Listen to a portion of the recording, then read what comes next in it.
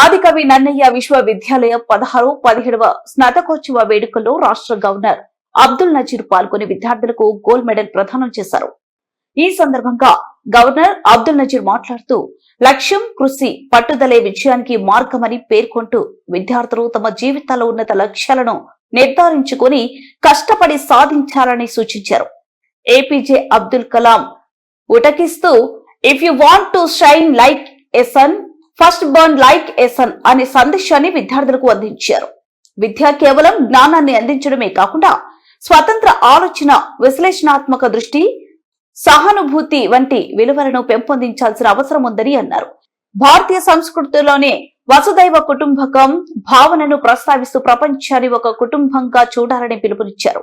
జాతీయ విద్య విధానం 2020 ద్వారా ఉన్నత విద్యలో వచ్చిన మార్పులను వివరిస్తూ మల్టీ డిసిప్లినరీ విద్య, డిజిటల్ అభివృద్ధి, రీసెర్చ్ ప్రోత్సాహం వంటి అంశాలు విద్యార్థులకు ఉపయోగకరమని తెలిపారు. 2035 నాటికి 50% గ్రాస్ ఎన్రోల్మెంట్ లక్ష్యాన్ని సాధించడంలో యువత కీలక పాత్ర పోషించాలని సూచించారు. అలాగే వికసిత్ భారత్ @2047 లక్ష్య సాధనలో విద్యార్థులు దేశ అభివృద్ధికి భాగస్వాములు కావాలని పిలుపునిచ్చారు.